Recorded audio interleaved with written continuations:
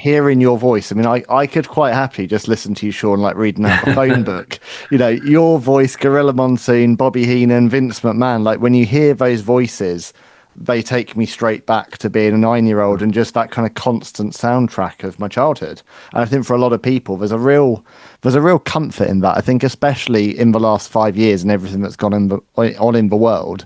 And we've seen a real kind of resurgence in nostalgia and collectibles and conventions, because I think people are kind of trying to hang on to, as you say, kind of simpler times when life was maybe a bit less overwhelming. And wrestling has always been amazing for that. Apart from the occasions when wrestling blurs the lines between fiction and reality a bit uncomfortably and suddenly starts getting into politics or trying to kind of build storylines around wars or things. Generally, wrestling is the place you go to, regardless of what's going on in life. Wrestling is there, isn't it? It's constant. It's ever evolving, but also always stays the same, and that's what's wonderful about wrestling. Oh, absolutely. And then you think about it, we're talking how many years ago, really in the 80s when it all took off. We're talking, 45 years later. And it's just incredible to think that it still lives, that it's still it's very entertaining to people. I remember in England, a lot of, men coming up with their sons, and their sons are now into looking at that material, that stuff, and loving it. Yeah. So it wasn't, because I kept thinking, at some point everybody will grow out of it.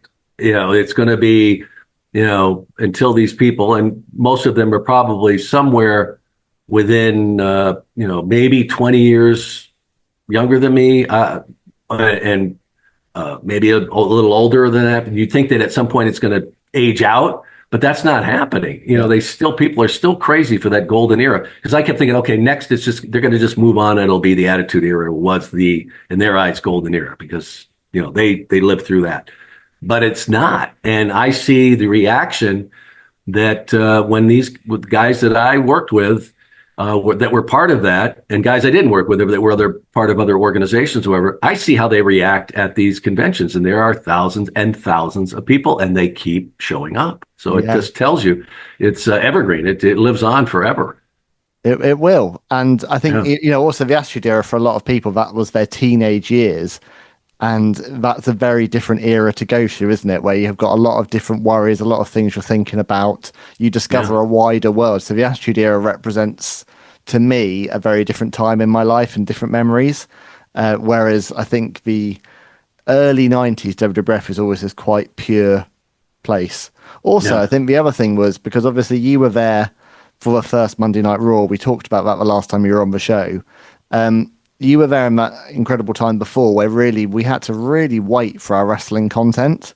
There wasn't that much that you got in terms of episodic content. There was obviously Wrestling Challenge and Prime Time, and there were the shows, but there wasn't like this continuing thread of week on week on week show and this saturation of content that we've got now. So every time it was one of the big four shows, it was such a huge deal. You would wait for months and months for the payoff, or even the continuation of a storyline. And I think there's also an element of maybe, I don't know, it's nostalgia, isn't it? But maybe there's a sense of longing for people wanting to go back to when you really had to wait and savor the moment with wrestling. And also when everything wasn't spoiled for you the second you turned on your phone. Right. Yeah, and that is definitely a sign of the times, because everything is, right at your hand every second of the day with your phone. And a lot of this stuff is immediately released, and as you said, it's almost like instant payoffs. And it's kind of a very fast acting drug. Instead, you get that high, and then it's over. Back then, like you said, it was this. We had the luxury of building these storylines where we would go, for at least 3 months, till we had another pay-per-view come on, and then you wanted, then give it to me, and boy, were you ready.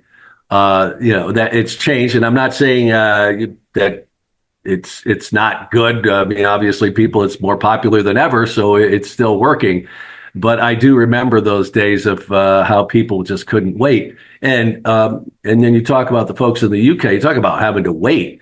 where most of the audience there couldn't really have access, weekly access to shows like Superstars or Challenge. You had to wait till I hosted some Coliseum video that had some matches on it, and then you could go down to your local video store and rent it and get your fix then.